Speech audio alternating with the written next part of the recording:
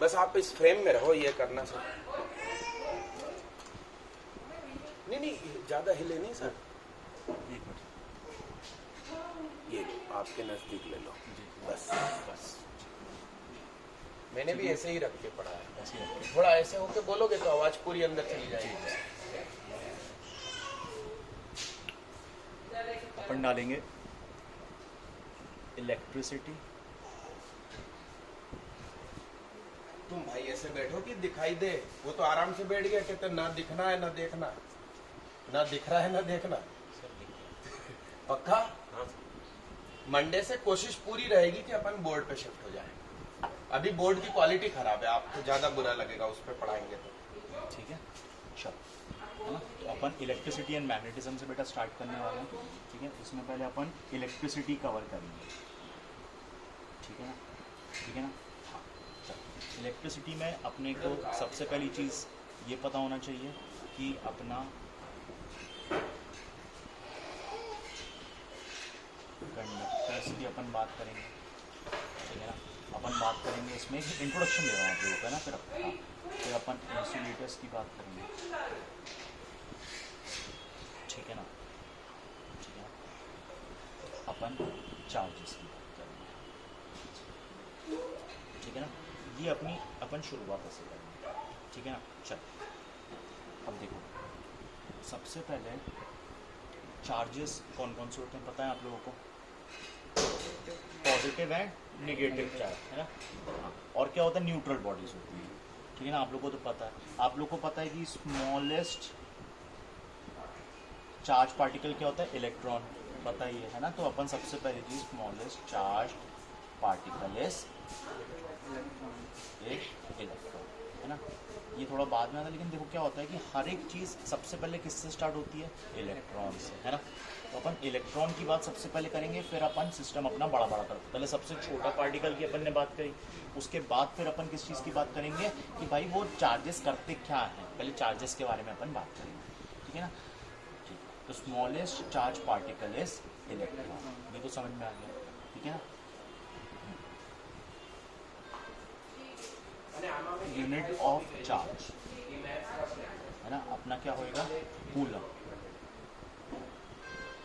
Sir जी sir. आप अपनी सुविधा अनुसार बता दो, लगभग कितनी देर पढ़ा पाओगे? मैं सर लगभग, मतलब वैसे 30 मिनट काफी है, 45 मिनट? हाँ सर, 30-45 चल जाएगा। तो अभी जैसे 6:45 हुआ है जी, तो मान लो आपने 45 मिनट यानी कि 7:30 पढ़ाया। हाँ ठीक तो है। प्यारे बच्चे, आप अपने पेरेंट्स को फोन करो कि आज 7:30 बजे छुट्टी होगी, तो वो लोग लेने आएंगे कि खुद जाओगे, ये बताओ कैसे? लेने आएंगे। तो अभी फोन कर दो, तो वो फोन अपने कर हिसाब दो। से घर से निकले। बता दो। आया मेरा प्लान? आया समझ में कि आपको वेट नहीं करना पड़े और वो भी परेशान नहीं हो। यस बच्चा? मैं बस गया और आया, और मैं नहीं आ पाऊँ और क्लास छूट जाए तो ओला कर लेना।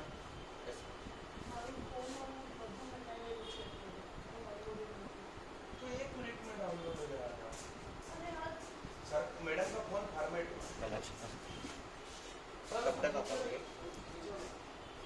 इसको खींचो। नहीं, वो हिल गया था यहाँ से। नहीं ये मत खींचो। वो नहीं खींचो। हाँ, वो बाल तोड़ में कन्वर्ट हो जाएगा। और हाँ क्या ना, 7:30 पे होगी छुट्टी। पापा 2 लिखा, मतलब क्या कर रहे हो तुम? कैसी बातें कर रहे हो? से मैंने पापा की। तो ऐसा लिख, पापा एयरटेल, पापा जियो।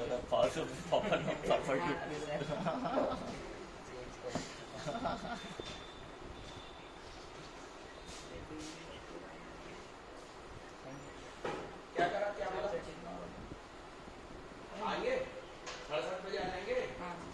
तुम्हारी बात हो गई? हाँ सर। मेरे दोस्त तू भी तो लगा। ऋषभ नाम है सर इसका।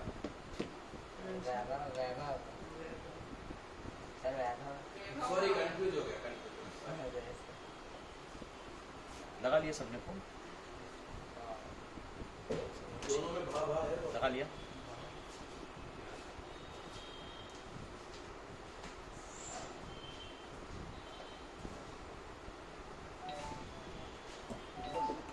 कोई ना, हाँ कोई इशू नहीं। पहले क्या इन्फॉर्म या मैसेज ड्रॉप कर दो। चलो मैसेज ड्रॉप कर दो।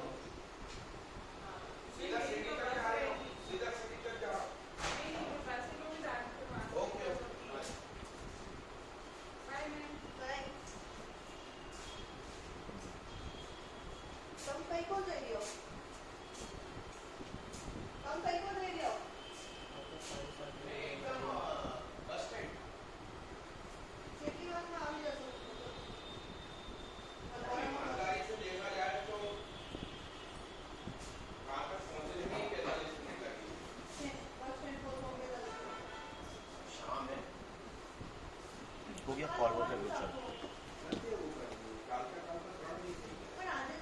ठीक है बेटा, तो अपन ने क्या बोला, smallest charge particle is electron, ठीक है ना, unit of charge is Coulomb's, ठीक है ना। तो अपना जो बेटा इलेक्ट्रॉनिक चार्ज होता है that is equal to 1.6 into 10⁻⁻19 coulomb. कितना? -19, 1.6 इंटू 10⁻⁻19 कूलम, ठीक है ना। इलेक्ट्रॉन और क्या बोलते हैं, पॉजिटिव चार्ज को अपन क्या बोलते हैं? Ion, proton, proton. ठीक है ना। इलेक्ट्रॉन का charge as well as proton का चार्ज, दोनों का चार्ज इतना ही होता है, ठीक है ना। बस इलेक्ट्रॉन का इतना चार्ज नेगेटिव होता है, प्रोटॉन का इतना चार्ज पॉजिटिव होता है, होता दोनों का 1.6 इंटू 10⁻⁻19। आगे बात समझ में, ठीक है ना। तो ये सबसे पहली चीज़, ठीक है। अब देखो क्या होता है कि अपन जब किसी भी मेटल की बात करते हैं, किसकी? मेटल, ठीक है ना। तो मेटल्स में है ना, अब ये बेसिक बता रहा हूँ, मेटल्स कंडक्टर्स में आते हैं तो पता है आप लोगों को जनरली, है ना। मेटल्स में क्या होते हैं? फ्री इलेक्ट्रॉन होते हैं, मतलब वो फ्लो कर सकते हैं, है ना, फ्लो कर सकते, तो वो इलेक्ट्रिसिटी कंडक्ट कर सकते हैं, ठीक है ना। ये चीज़ आप लोग को समझना है। इंसुलेटर्स में फ्री इलेक्ट्रॉन्स नहीं होता है, तो वो अपनी इलेक्ट्रिसिटी कंडक्ट नहीं कर पाते, ठीक है ना। तो मैं जब भी अभी अल्टीमेटली अगर मैं बात कर रहा हूँ कूलम्स की, इलेक्ट्रॉन्स की, तो मैं बेसिकली बात किसकी कर रहा हूँ? कंडक्टर्स की। आगे बात समझिए। तो बेसिकली अपन ने अभी सिर्फ क्या बात करी? Charge. E equals to 1.6 into 10⁻⁻19 coulomb. इसमें तो कोई इशू नहीं। एक और चीज़ होती है ना, आप लोग स्कूल कौन से स्कूल के? Sir Xavier's and people. अच्छा, इसमें तो कोई इशू नहीं है ना। अब देखो, मैग्नेटिज्म वाला पार्ट इसका सेकंड चैप्टर है, इलेक्ट्रिसिटी वाला पार्ट अपना फर्स्ट चैप्टर है ना।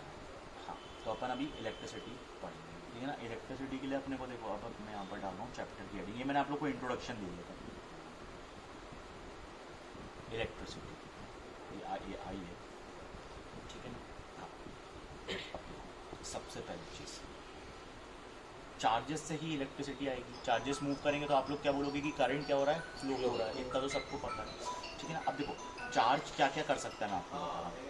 चार्ज हो सकता है रेस्ट में, बोलो हाँ। चार्ज हो सकता है मोशन में, लेकिन कांस्टेंट वेलोसिटी के साथ, वेलोसिटी।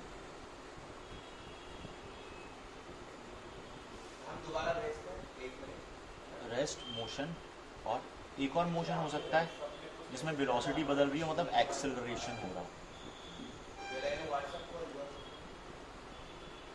ठीक है, एक्सेलरेशन हो रहा हो, ठीक है ना। तो ये मैं चार्ज इन 3 स्टेट में हो सकता है, या तो चार्ज अपना रेस्ट पे होगा, ठीक है ना, तब अपन उसको स्टडी करेंगे। चार्ज अपना मोशन में होगा विद कांस्टेंट वेलोसिटी, अभी इसका मतलब समझाऊंगा, है ना, इसका मतलब समझाऊंगा, अभी बस एक कंक्लूजन बता रहा हूँ, है ना। कांस्टेंट वेलोसिटी, है ना। फिर एक और टाइप का मोशन हो सकता है, कैसा? एक्सेलरेटेड मोशन, ठीक है ना। इन सारे टाइप के स्टेट्स में, ठीक है ना, अपन एक चीज़ पढ़ाई करेंगे, ठीक है ना, कि सबसे पहली चीज़, जब चार्ज बेटा रेस्ट पर रहता है, क्या रहता है? रेस्ट पर रहता है, ठीक है, तो वो प्रोड्यूस करता है इलेक्ट्रिक फील्ड। रेस्ट पे चार्ज अगर रेस्ट पर है तो क्या प्रोड्यूस करेगा? चार्ज अगर मोशन में है कांस्टेंट वेलोसिटी से, मोशन में है कांस्टेंट वेलोसिटी से, तो electric field as well as magnetic field,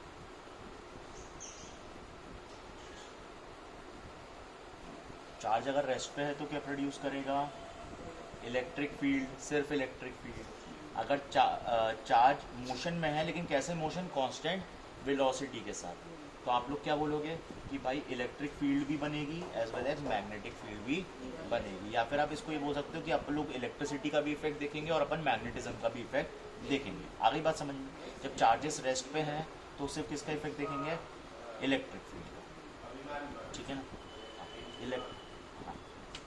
अब तीसरी चीज आती है चार्जेस जब मोशन में है एक्सेलरेशन के साथ, है ना। तो मोशन एक्सेलरेटेड, मोशन एक्सेलरेटेड, ठीक है ना। इलेक्ट्रिक फील्ड EF, ठीक है, साथ में मैग्नेटिक फील्ड भी प्रोड्यूस होगी, and magnetic field as well as energy will be radiated, निकलेगी। एनर्जी रेडिएट होना, सन एनर्जी रेडिएट करता है मतलब छोड़ता है ना, समझ गए ना। हाँ, आगे समझ में। तो मैंने ही बोला अगर चार्ज रेस्ट पे रहेगा तो क्या प्रोड्यूस करेगा, इलेक्ट्रिक फील्ड या फिर इलेक्ट्रिक इफेक्ट्स प्रोड्यूस करेगा, ठीक है ना। अगर अपना ये जो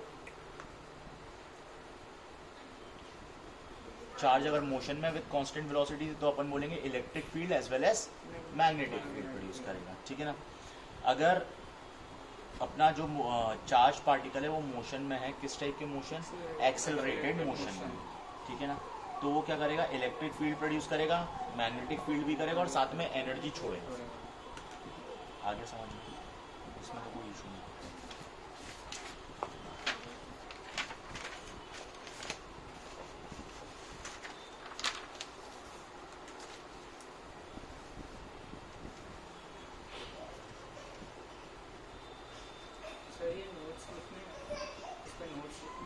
फोन है ना आप लोग के पास, हाँ, फोटो खींच लेना अभी, सबसे बेस्ट बना लेना, अभी लिखना अभी लिख लो, कैसा सही लग रहा है, फोटो ले लेना लेकिन बना लेना, है ना, क्योंकि फिर जब जैसे जैसे अपना बोर्ड में क्लास होगी फिर तो प्रॉपर नोट्स बनाओगे, है ना। अभी अपन फोटो ले लेंगे, ठीक है ना, अच्छा, है ना। तो अभी अपन सबसे पहले बात करेंगे चार्जेस एट रेस्ट, ठीक है ना। तो अपन पढ़ेंगे प्रॉपर्टीज ऑफ चार्जेस, प्रॉपर्टी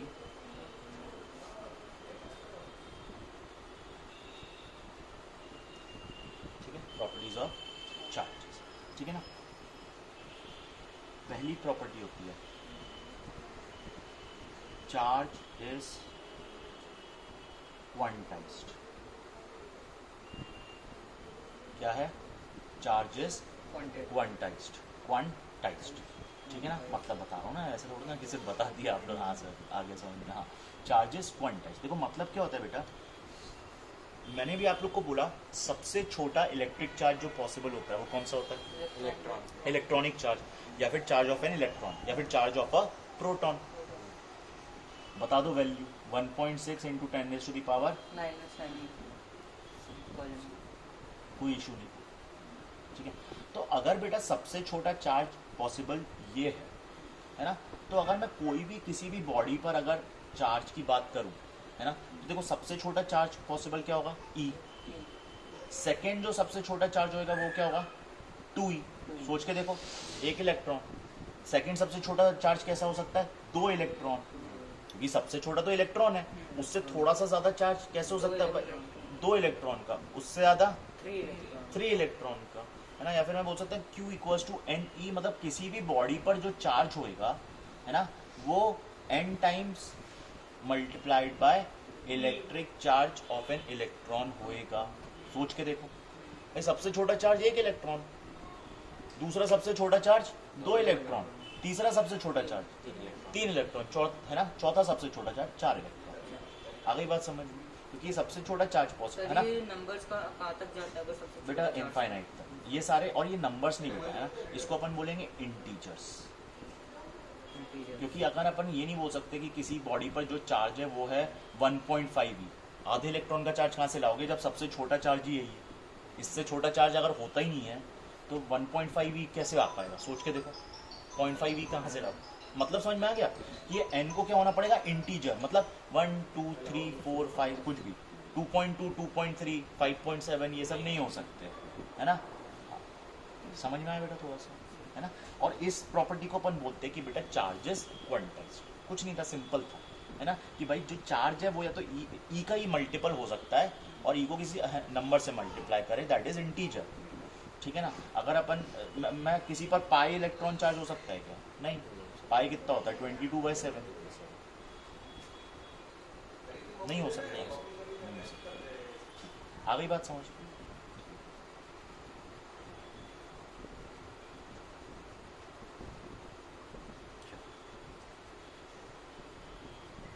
ये तो आप लोग को समझ में आ गया। सेकेंड अपनी होती है प्रॉपर्टी एडिटिविटी ऑफ चार्ज। हाँ, एडिटिविटी और अपन थोड़ा चार्ज के बारे में पढ़ा, ठीक है। इसका मतलब क्या होता है, जैसे मान लो अब मैंने आप लोग को यूनिट्स बता दिया चार्ज का, क्या है? कूलम बता दिया, कूलम, ठीक है ना। तो एडिटिविटी ऑफ चार्ज मैं क्या करूँगा, मैंने बोला कि मेरे पास एक ये इतना है, यहाँ पर मेरे पास 2 कूलम चार्ज है, 3 कूलम चार्ज है, -4 कूलम चार्ज है, -11 कूलम चार्ज है, ऐसे ही बोल दिया। तो इसमें नेट चार्ज कितना है, ठीक है? 2 कूलम, 3 कूलम, -4 कूलम, -11 कूलम। तो मैं नेट चार्ज क्या करूँगा, इनका ऐड और जो भी ये है, जैसे बोलूँगा नेट चार्ज होएगा 2 coulomb plus 3 coulomb -4 coulomb -11 coulomb, मतलब नेट ऐड कर दो, है ना। फिर 3 + 2 5 4 + 11 15 5 - 15 -10 कूलम नेट चार्ज है।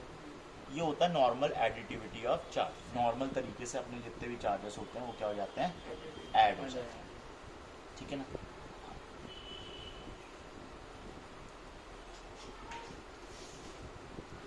एक और चीज हो गई, ठीक है ना, कि charge on the body does not depend on speed of the body. समझ गए? मतलब किसी बॉडी पर चार्ज है, मान लो कितना चार्ज है, Q। एक बात में अगर वो बॉडी एकदम से स्टार्ट हो जाएगी चलना, तो अपन क्या बोलेंगे कि उसका चार्ज नहीं बदलता, चार्ज नहीं सर बदलता। कैसे नहीं बदलता? चार्ज क्यों बदलेगा स्पीड से? हाँ, स्पीड से चार्ज क्यों बदलेगा? मतलब चार्ज अलग चीज़ है ना, स्पीड अलग चीज़ है। हाँ, नहीं, कुछ चीज़ें होती हैं जो स्पीड के साथ बदलती हैं, जैसे मास, पता है आप लोगों को? मास स्पीड के साथ बदलता है, नहीं पता? चलो साइड ज्ञान है, साइड ज्ञान। मास होता है किसी बॉडी का rest mass upon √1 - v²/c², where c is speed of light, v is speed of object, ठीक है ना।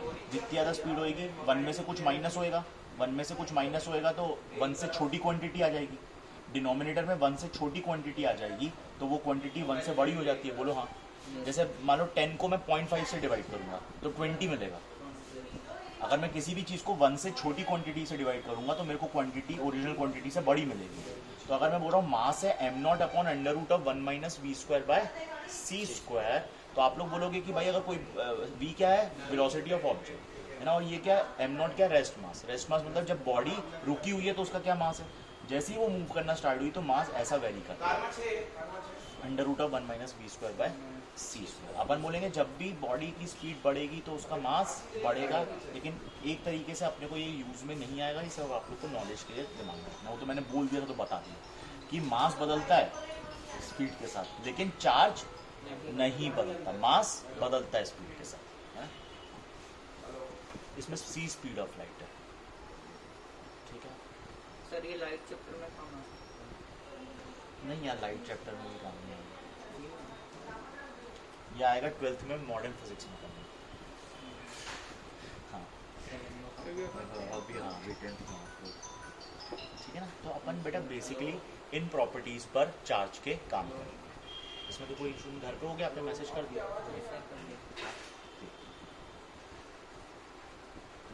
अभी तो कोई इशू नहीं। एंड में एक बार में फ़ोटो खींचोगे, एक बार में फ़ोटो खींचोगे। अब इसमें अपन प्रॉपर्टीज ऑफ चार्जेस में आती है, there are 2 types of charges, है ना।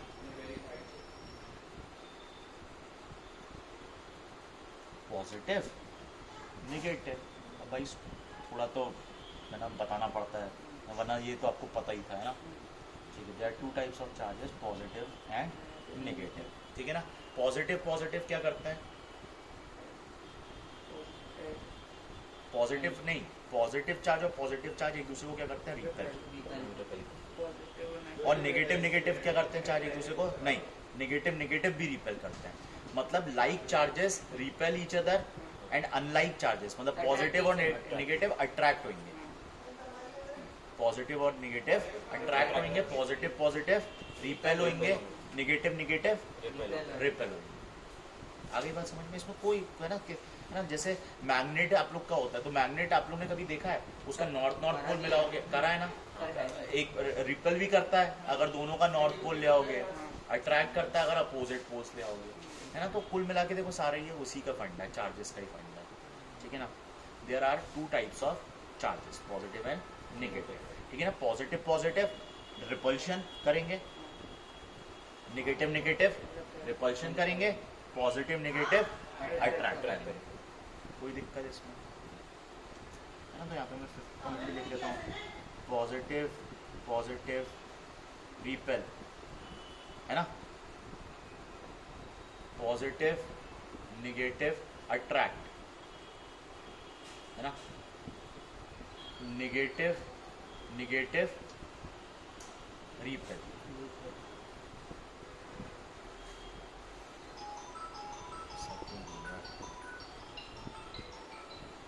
अरे यहाँ काटी मैंने, अभी क्लास में पढ़ाते समय। तभी सर वो हिट लेके जाता है।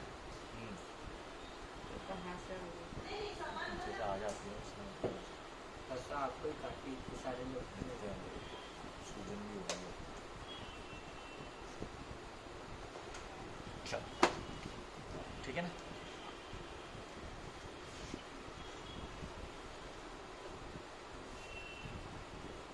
ठीक है ना। अब देखो मैंने आप लोग को बोला 2 चार्ज बॉडीज अगर सेम चार्ज हो, पॉजिटिव पॉजिटिव या नेगेटिव नेगेटिव, तो वो रिपेल करती है, और रिपेल मतलब एक दूसरे को धक्का देती है दूर।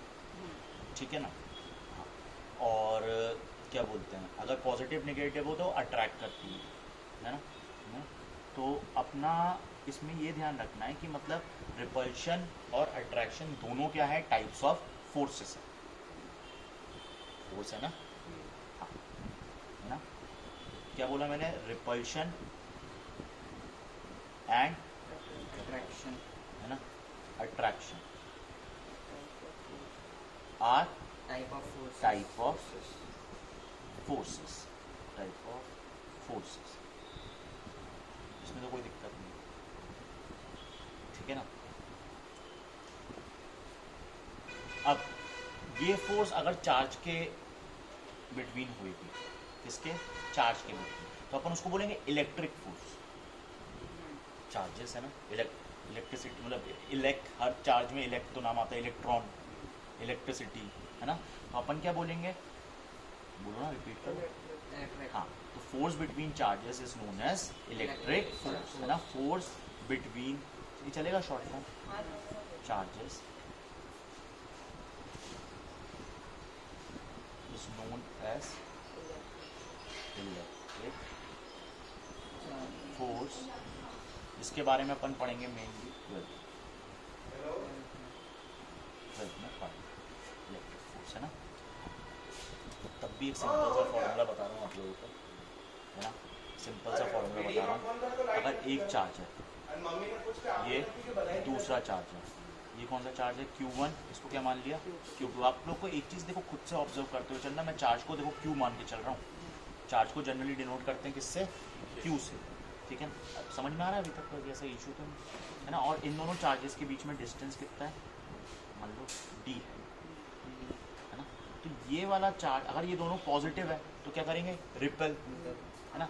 ये वाला चार्ज इस पर फोर्स लगाएगा अलोंग द लाइन जॉइनिंग इस डायरेक्शन, समझ में आया? धक्का देगा। और ये वाला चार्ज इस चार्ज पर फोर्स लगाएगा इस डायरेक्शन में, ऐसा ऐसा धक्का देगा। आ गया समझ में? रिपेल ऐसे करेगा। ठीक है, तो ये दोनों forces equal and opposite in nature हुई थी। पढ़ा है आपने न्यूटन लॉज पढ़ा है? न्यूटन लॉज में वो कहता है for every action there is an equal and opposite reaction. है ना। तो अगर ये इस पर कोई एक फोर्स लगा रहा है तो ये भी उस पर उतनी ही फोर्स लगा रहा होगा अपोजिट डायरेक्शन में, लेकिन वैल्यू सेम होगी। लेकिन सर क्या होगी वो सेम वैल्यू? फोर्स होती है के Q1, सर फॉर्मूला बता रहा हूँ, किसी काम का नहीं है, नहीं काम का तो बहुत है वैसे, के Q1 Q2 upon D square, D square. D square, ठीक है। के की वैल्यू होती है 9 इंटू 10⁻⁹ कांस्टेंट है, न्यूटन मीटर स्क्वायर पर कूलम स्क्वायर।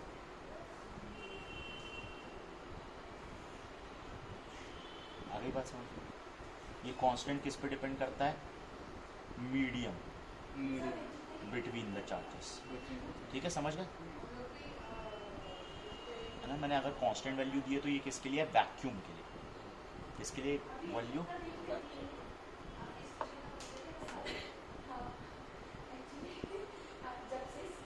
स्पेलिंग क्या होती है वैक्यूम की?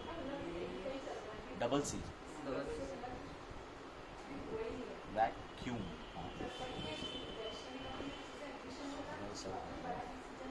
ये थोड़ी देर बाद सूझना स्टार्ट हुआ।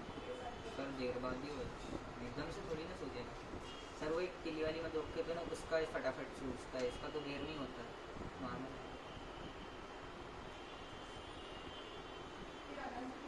क्या वो दिक्कत दे रहा है थोड़ा सा? दर्द तो होता है सर, मेरा तो पूरा हाथ फूल जाता हाथ फूल गया था, इतना कार्डी भी कम है एकदम से, इतना जम। जबड़े के पास। हाँ यार, ठीक है, इतना तो समझ में आ गया आप लोगों को, कोई इशू नहीं, ठीक है। 9 इंटू 10⁻⁹ न्यूटन मीटर स्क्वायर।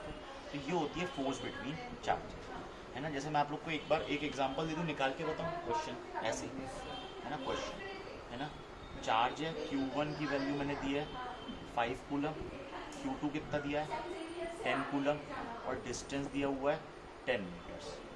तो अगर मैं बोलूँगा कि फोर्स निकालो इन दोनों चार्जेस के बीच में, तो आप बोलोगे पहले तो के कितना 9 into 10⁻⁹ into Q1 5 into Q2 कितना है Q2 10 अपॉन, सर ये 9⁻⁹ इंटू कैसा है वाली वैल्यू? बेटा के इंटू Q1 इंटू Q2 ये फॉर्मूला है। तो के की वैल्यू ये इंटू Q1 की वैल्यू है 5 इंटू Q2 की वैल्यू है 10 अपॉन डी स्क्वायर, इनके बीच का जो डिस्टेंस है उसका स्क्वायर। डिस्टेंस कितना दिया हुआ है मैंने 10 का स्क्वायर, 100 डायरेक्ट लिख दो 100, चलेगा, समझ में आ गया है ना। तो फोर्स आप लोग की कितनी निकल कर आ गई? तो आप लोग बोलोगे कि आ गई 550 1/2 9/2 यानी 4.5 इंटू 10⁻⁹ न्यूटन। फोर्स का यूनिट क्या होता है? न्यूटन, याद है ना। हाँ,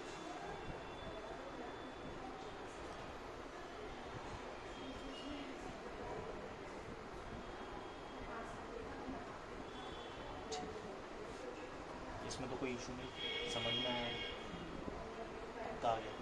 हाँ, तो मैंने आप लोग को 12th क्लास की चीज़ पढ़ा दी चुपके से, और आप लोग को समझ में भी नहीं आया। समझ में भी आ गया? नहीं नहीं, समझ में नहीं आया इन द सेंस कि मैंने कठिन चीज़ कराई, आप लोग को समझ में नहीं आया ना, समझ में आ गया इतना? नहीं, वो एक्चुअली आप लोग कैसा पढ़ते हो मैं वो देखना चाह रहा हूँ, है ना। मतलब आप लोग सब चलता है ना, मज़ा आता है ना पढ़ने में, मज़ा आता है पढ़ने में, ठीक है। जिनको मज़ा नहीं आता उनको मैं इतनी सारी चीज़ें नहीं बताता, है ना। चलो, तो ये अपना हो गया बेटा, है ना। तो अब देखो, अभी तक एक बार मैं रिवाइज करा देता हूँ। अपन ने बोला सबसे बेसिक चीज़, जब अपन इलेक्ट्रिसिटी मैग्नेटिज्म की बात करते हैं तो अपन कहाँ से स्टार्ट करते हैं? चार्ज से। हाँ, इलेक्ट्रॉन से, बिल्कुल सही। सबसे छोटा चार्ज इलेक्ट्रॉन। इलेक्ट्रॉन का चार्ज 1.6 इंटू 10⁻⁻⁻19 कूलम्स, ये चीज़ हो गई, ठीक है ना। फिर like charges repel, unlike charges attract, है ना। चार्ज इज ऑलवेज क्वांटाइज्ड, मतलब चार्ज हमेशा जो होगा वो 1.6 इंटू 10⁻⁻19 का इंटीग्रल मल्टीपल होगा। या तो 2 इलेक्ट्रॉन हो सकते हैं, तो 3 हो सकते हैं, तो 4 हो सकते हैं, तो 5 हो सकते हैं, तो 6, 5.5, 6.5 डेसिमल में इलेक्ट्रॉन नहीं हो सकते, है ना। तो हमेशा कोई भी किसी भी दुनिया क्या यूनिवर्स की किसी भी बॉडी पर अगर अपन चार्ज की बात करेंगे तो वो चार्ज, है ना, इंटीग्रल, मतलब हमेशा अपन उस चार्ज को लिख पाएंगे 1.6 इंटू 10⁻⁻19 इंटू सम एक नंबर जो क्या है इंटीजर, हमेशा लिख पाएंगे। जैसे यूनिवर्सल लॉ ऑफ ग्रेविटेशन होता है वैसे। समझ में आ गया? अच्छा, पढ़े हुए हो? पढ़ा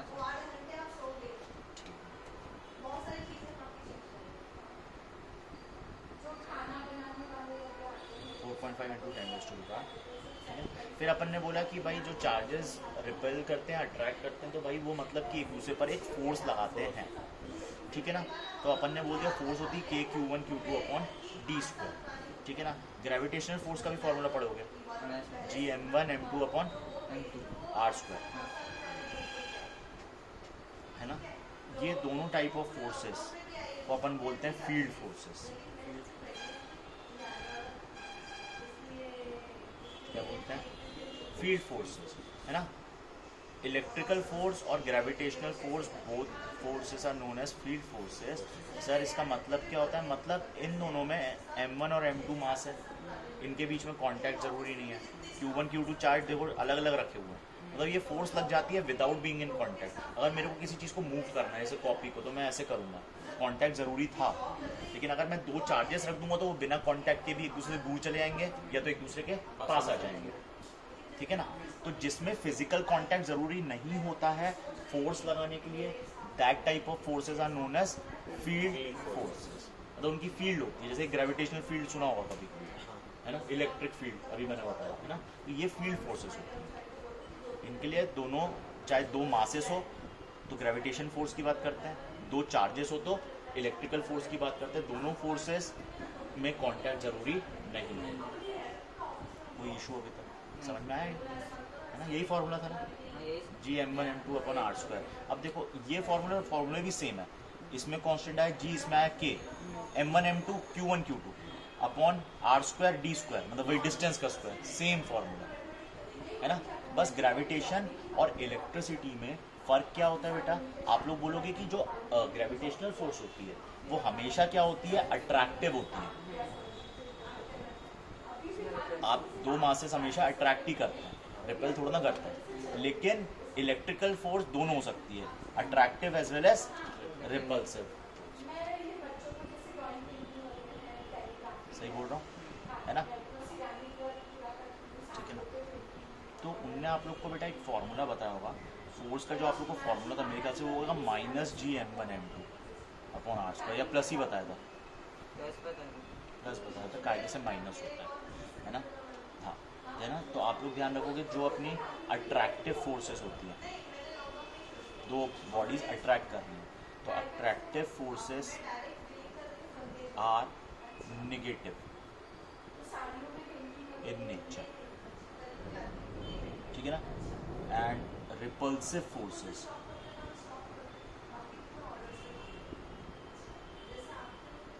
are positive in nature। कोई दिक्कत है इसमें? मैं आप लोग को ये बता देता हूँ कि आप लोग को ये आप लोग को लेकिन समझ में नहीं आएगा इसका मतलब क्या हुआ, है ना।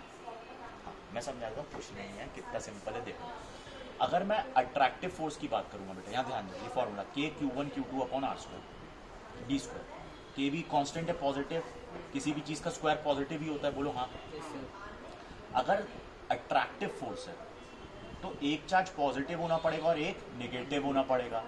Positive into negative, negative, force क्या आ गई? नेगेटिव। लेकिन पॉजिटिव और नेगेटिव करते क्या है? अट्रैक्ट। तो अट्रैक्टिव फोर्सेस क्या हो गई? नेगेटिव। आगे बात समझिए, ठीक है। अब देखो, अगर मैं बोल रहा हूँ रिपल्सिव फोर्स की बात करूँ, है ना, तो मैं बोलूँगा Q1 और Q2 दोनों का सेम चार्ज होगा, या तो दोनों पॉजिटिव होंगे या तो दोनों नेगेटिव होंगे। दोनों नेगेटिव होंगे तो minus into minus plus, minus into minus plus, और प्लस इंटू प्लस तो प्लस ही होता ही है ना। तो अगर मैं लाइक चार्जेस के बीच में फोर्सेस निकालूंगा, यानी दोनों पॉजिटिव है या तो दोनों नेगेटिव, दोनों मल्टीप्लाई होकर पॉजिटिव ही आएगा, तो फोर्स क्या निकल कर आ गई? पॉजिटिव। मतलब अगर फोर्स पॉजिटिव है मतलब क्या है? रिपल्सिव।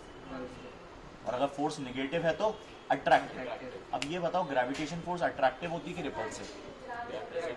अट्रैक्टिव होती है ना। लेकिन मास नेगेटिव तो होता नहीं है, तो आप लोग को अट्रैक्टिव दिखाने के लिए सिर्फ ये नेगेटिव साइन लगाना। अब आ गया समझ में? तो इतना अब आपको वो कहाँ से समझाते हैं 9th क्लास में, ना। तो मैंने बता दिया आप लोग को, वरना कहाँ से समझाते हैं ना। ठीक है ना। अपना ये बेटा, ये जो सारी चीज़ें बता रहा हूँ, इसमें ये काफ़ी ये कॉन्सेप्चुअल चीज़ें जो आगे चल के काम आएंगी, ये सारी चीज़ें आगे चल के काम आएंगी, ठीक है ना। हाँ, मैं सारे टॉपिक्स में डीपली घुस गया हूँ, वरना आप लोग को इतना डीप में कोर्स में नहीं है, लेकिन चलेगा ना। आप लोग को मज़ा ही आएगा, और मज़ा नहीं आएगा तो मेरे को समझ में आ जाएगा, है ना, वो तो कोई। और ये देखो पॉजिटिव, ये वाली चीज़ें तो आपने पहली बार देखी हो, लेकिन कॉमन सेंस से सोच के देखो, ये फॉर्मूले में अगर एक पॉजिटिव एक नेगेटिव, तो सीधी बात है नेगेटिव आ गया। और पॉजिटिव और नेगेटिव के बीच में फोर्स कैसी होती है? अट्रैक्टिव। तो नेगेटिव मतलब अट्रैक्टिव फोर्स, सिंपल। और पॉजिटिव मतलब रिपल्सिव फोर्स। अब ग्रेविटेशन फोर्स क्योंकि अट्रैक्टिव होती है तो भाई उसमें अपन ने फॉर्मूले में माइनस लगा दिया, क्योंकि M1 M2 तो नेगेटिव हो नहीं सकते, लेकिन फोर्स अट्रैक्टिव तो नेगेटिव चाहिए। बस ये हो गया, थोड़ा सा आया समझ में। स्कूल में स्टार्ट हुआ चैप्टर? अच्छा, अभी आप लोग को रिजल्ट ही नहीं आया है। बाद सर 5 तारीख से हो सकते हैं। 5 तारीख से अभी तक पता ही नहीं रिजल्ट कब आएगा। मतलब क्या बोलते हैं, 5 से स्टार्ट हो रहा है। और मतलब क्या बोलते हैं, तो आप लोग के पेपर कैसे गए थे 9th के? मैंने सर ऑप्शन था ऑफलाइन और ऑनलाइन का, मैंने ऑफलाइन Offline?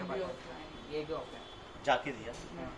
सर, क्योंकि मतलब पहली बार 9th का, और क्योंकि वो लोग थोड़ा वैसा देते ना कि 10th में भी थोड़ा उसी पैटर्न में आता है देते। बेटा आप लोग को पढ़ाई देखो, मैं अब तक लिख के और एक्स्ट्रा क्यों बता रहा हूँ, क्योंकि मैं चाहता हूँ पढ़ाई हो तो अच्छे से हो। ऑफलाइन ही सही होती है, ऑनलाइन आप लोग भी जानते हो। ऑनलाइन, अरे ऑनलाइन, अरे चीटिंग क्या, हम लोग खुद जल्दी क्लास जल्दी छोड़ देते थे, पढ़ाते थे तो मन ही नहीं करता था। अब यार जैसे हम लोग, मैं आपका चेहरा देखूंगा, चेहरा देख के समझ में आएगा मेरे को कि भाई आप लोग को डाउट है कि नहीं। आप लोग कॉन्फिडेंट होगे तो दिख जाएगा, हाँ समझ में आ गया। ऑनलाइन में क्या पता बच्चा क्या कर रहा है, वहाँ सो रहे हैं बिस्तर में, मतलब मैं होता स्टूडेंट तो मैं भी वही करता। सर मैंने तो ऐसा नहीं करा, लेकिन मैं थोड़ा सा वो था, मतलब मैं पढ़ता भी था और मस्ती भी करता था। तो मेरे को जब मस्ती का मौका मिला, आप लोग भी स्कूल में तो करते होगे? सर ये नहीं करा। नहीं करता, सेक्शन से नहीं है। इम्पोर्टेंट पॉइंट है तो नोट करिए, बाकी सब जाके जाके नहीं ना कि कॉपी अपनी पूरी तेरे चली गई।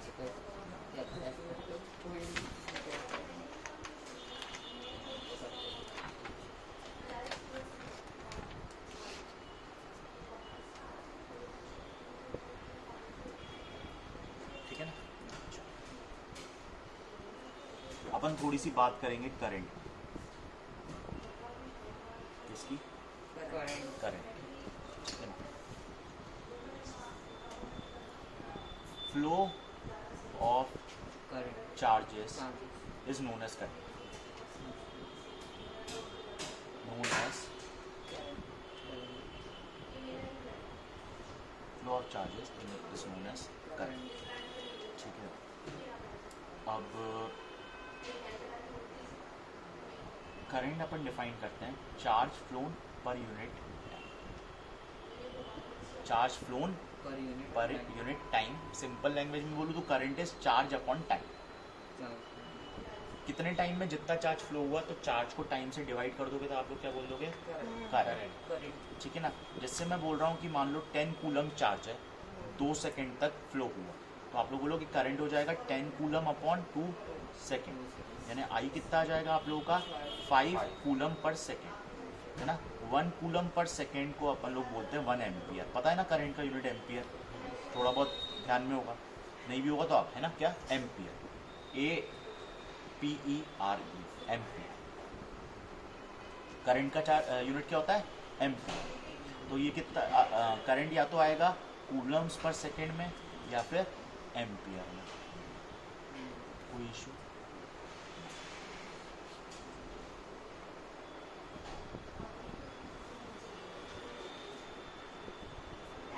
अभी तक इसमें कुछ ऐसा दिक्कत? आई करंट जो होता है वो क्या होता है? Scalar quantity.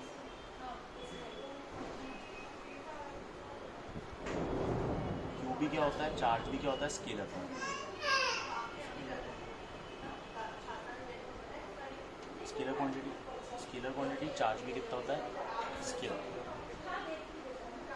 ये चीज़ आप लोग ध्यान दें। मैंने सबसे पहले क्या बोला? Flow of charge is known as current. अब करंट फ्लो कैसे होता है ना? करंट कैसे फ्लो होता है? तो आप लोगों ने पढ़ा होगा कि करंट फ्लो होने के लिए सबसे पहले तो होनी चाहिए एक सर्किट। हवा में तो नहीं फ्लो होता है ना? एक तेज हवा, आंधी तूफान। सर उसमें सुबह वेदर रिपोर्ट में आया भी था कि तूफान चलेगा और थोड़ी बहुत बारिश होगा। हाँ हाँ सर। 22 डिग्री चलेगा दिन का टेम्परेचर और 17 का।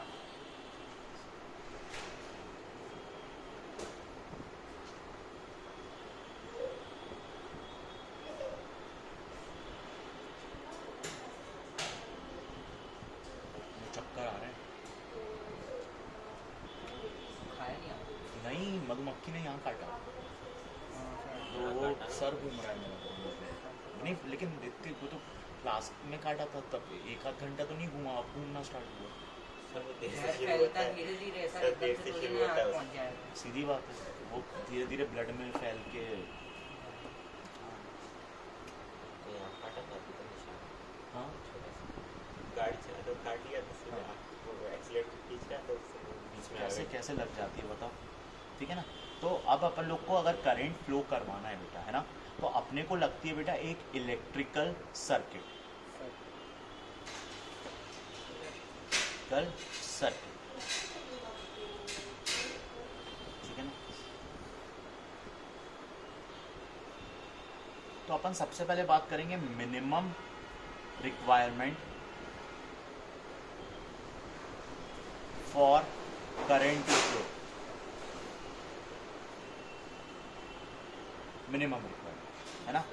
इलेक्ट्रिकल सर्किट में क्या हो कम से कम की, है ना, कम से कम क्या क्या एलिमेंट्स डाल दो कि अपना काम बन जाए, इलेक्ट्रिसिटी फ्लो होने लगे। इलेक्ट्रिसिटी फ्लो होने का मतलब अपन क्या बोलते हैं, क्या फ्लो, करंट। करंट फ्लो क्या फ्लो होने लगे, करंट, ठीक है ना। मेरे को लगेगा एक बैटरी, ठीक है ना, और मेरे को एक लगेगा रेजिस्टेंस आर, और ये लगेगी बैटरी। सर वायर उससे कनेक्ट करने होगी। और यहाँ से पॉजिटिव, ये अपना क्या है, कंडक्टिंग वायर, ठीक है ना। कंडक्टिंग वायर,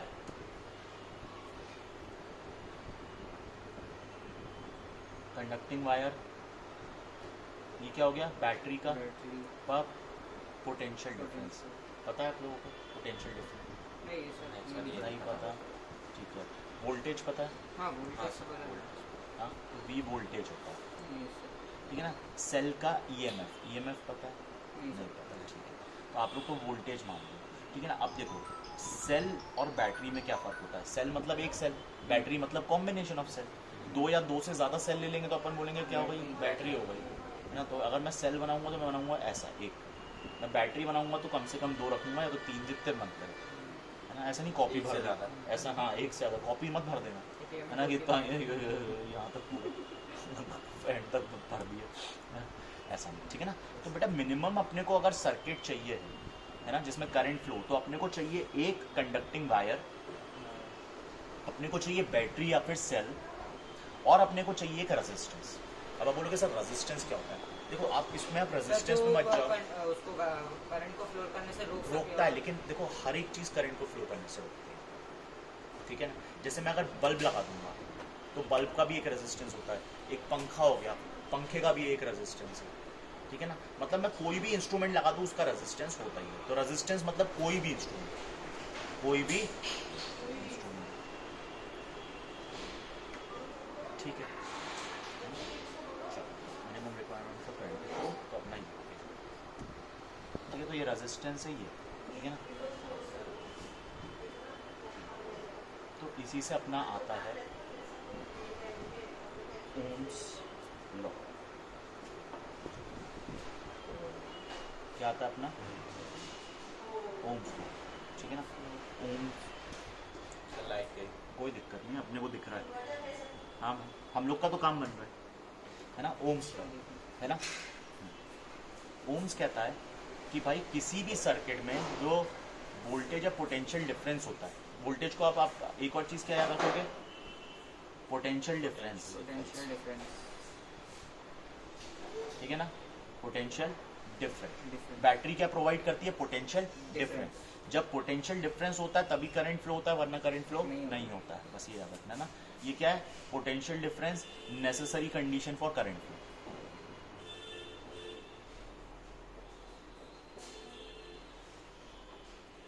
फॉर करंट यार, फ्लो की जगह ही नहीं लिखी, फ्लो समझ गए ना भावना, हाँ समझ गए। ठीक है ना। पोटेंशियल डिफरेंस इज जरूरी करंट को फ्लो करने के लिए, ठीक है ना। और अपन ने बोल दिया पोटेंशियल डिफरेंस ड्रॉ कर दिया V से, और R क्या हो गया, रेजिस्टेंस हो गया, और मैंने बोला कि सर्किट में करंट फ्लो हो रहा है I, या फिर कैपिटल I भी दे सकता हूँ, ठीक है ना। तो मैं क्या बोलूँगा, मैं बोलूँगा ओम्स लॉ ने बोला था कि भाई किसी भी सर्किट में जो पोटेंशियल डिफरेंस होता है, ठीक है ना, that is directly proportional to current. जितना ज़्यादा पोटेंशियल डिफरेंस प्रोवाइड करोगे उतना ज़्यादा करंट होगा, करंट होगा। ठीक है ना। यस तो मैंने क्या बोल दिया अब, हाँ, तो V इक्वल्स टू अपन कांस्टेंट मतलब एक प्रोपोर्शनलिटी हटाते तो एक कांस्टेंट आता है ना, यहाँ पर आता है I into R, where R is resistance. नहीं आया समझ में, आ गया सर। है ना। ओम्स लॉ कितना सिंपल है। ओम्स लॉ कहता है कि अगर एक सर्किट में मिनिमम सारी चीजें दे दी गई हैं कि करंट फ्लो हो, तो जो अपना पोटेंशियल डिफरेंस होएगा और जो करंट होएगा वो क्या होगा, डायरेक्टली प्रोपोर्शनल, यानी जितना ज्यादा पोटेंशियल डिफरेंस उतना ज्यादा करंट। करंट आगे बात समझ में। तो V is proportional to I, यानी V equals to I R, constant of proportionality क्या आ गया, R, where R is resistance of the body. आगे बात समझ में ना। अगर अपन इसका ग्राफ बनाएंगे ना, V वर्सेस I ग्राफ, तो वो स्ट्रेट लाइन आएगा। VT ग्राफ हाँ, R कौन, हाँ, VI ग्राफ, VI सर हमने उसमें मोशन में VT पढ़ा था। वो तो वेलोसिटी टाइम ग्राफ। हाँ ये पोटेंशियल डिफरेंस करंट ग्राफ है। ये क्या आएगा, स्ट्रेट लाइन आएगा। क्यों आएगा स्ट्रेट लाइन, देखो V इक्वल्स टू IR है, मैं इसको उस फॉर्म में लिख लेता हूँ। मैंने Y, ये Y एक्सिस होती है पता है आप लोग को, Yes, sir. और ये क्या होती है, X X एक्सिस, है ना। तो X Y एक्सिस में क्या है, potential difference V, X axis में क्या है, करंट, X एक्स है ना, करंट है X एक्सिस में, तो X और R को वही रहेंगे, है ना। तो Y equals to R X, ये स्ट्रेट लाइन की इक्वेशन नहीं आ गई। R बेटा नंबर होता है, देखो Y इक्वल्स टू 3x, या Y इक्वल्स टू 2x, या Y equals to x, Y equals to x, ठीक है। आगे बस ये सारी किसकी इक्वेशन, अपनी लाइन की लाइन इक्वेशन। की। तो सर, अपन वो ने बोल सेकंड स्विच बंद कर दो तो इन्वर्टर और जिंदा रहेगा। सेकंड ये वाला, पंखा चल रहा था। जी, अब तो ठंड हो गई, हाँ वही तो। ठीक है ना। तो अपन ने क्या बोला, V is directly proportional to I, I। Current बढ़ेगा, पोटेंशियल डिफरेंस बढ़ेगा, पोटेंशियल डिफरेंस बढ़ेगा, करंट बढ़ेगा, बढ़ेगा। है ना। जो भी बढ़ेगा सामने वाले को बढ़ाएगा, ठीक है ना। आगे बात समझ में। और अगर अपन V वर्सेस I ग्राफ बनाएंगे तो वो एक आएगा straight line passing through origin. आगे बात समझ में, straight line passing through origin, ठीक है ना। ट्रिग्नोमेट्री था क्या आप लोग को 9 में? ये सर पढ़ भी रहे थे, सर ने पढ़ा था ना। सर 9th में नहीं 10th में। 10th पढ़ा रहे थे, हाँ, ये ठीक है। पढ़ा रहे अगर ये मैं थीटा बोलूंगा तो tan theta equals to R होता है। tan थीटा इक्वल्स टू क्या होता है, R होता है, ठीक है ना। आगे बात समझ में। सर R मतलब रेजिस्टेंस कैसे होता बता रहा हूँ, देखो कैसे tan theta equals to R कैसे होगा, देखो अपन बहुत ही सिंपल तरीका है, ठीक है ना। आप लोग को पता है tan थीटा क्या होता है, परपेंडिकुलर अपॉन बेस, पता है, ठीक है। परपेंडिकुलर कितना है, वोल्टेज, बोलो हाँ। परपेंडिकुलर क्या है, वोल्टेज V, ये रहा परपेंडिकुलर। बेस क्या है, करंट, करंट बेस क्या है, करंट है ना। परपेंडिकुलर अपन बेस होता है ना, परपेंडिकुलर इज, देखो ये Y एक्सिस पे अपन क्या नाप रहे हैं, पोटेंशियल डिफरेंस। बेस क्या है, करंट, है ना। तो tan थीटा होता है परपेंडिकुलर अपॉन बेस, यानी V अपॉन I। लेकिन अभी तो अपन ने बोला V इक्वल्स टू IR होता है, तो V अपॉन, है ना, तो V अपॉन I कितना हो गया, R। V equals to IR है तो V अपॉन I कितना हो गया, R। V अपॉन I इस ग्राफ का क्या है, tan थीटा। tan थीटा कितना आ गया, R। यस थोड़ा सा आया समझ में, ये थोड़ा सा, है ना। मेरे को सिर्फ आप लोग से यही चाहिए, मेरे को नहीं चाहिए कि परफेक्ट, है ना। हाँ, लेकिन जिस चीज़ में मेरे को चाहिए होगा कि हाँ बेटा ये बिल्कुल आपका प्रॉपर सिलेबस का है, इसको आप ध्यान से पढ़ो, तो वो ध्यान से पढ़ना है, ठीक है ना। आज के लिए इतना काफ़ी है ना, बहुत मैंने सर, हाँ, बहुत- दिमाग, हाँ अब थोड़ा, फोटो भी खींचनी है। हाँ फोटो खींचनी है ना बेटा।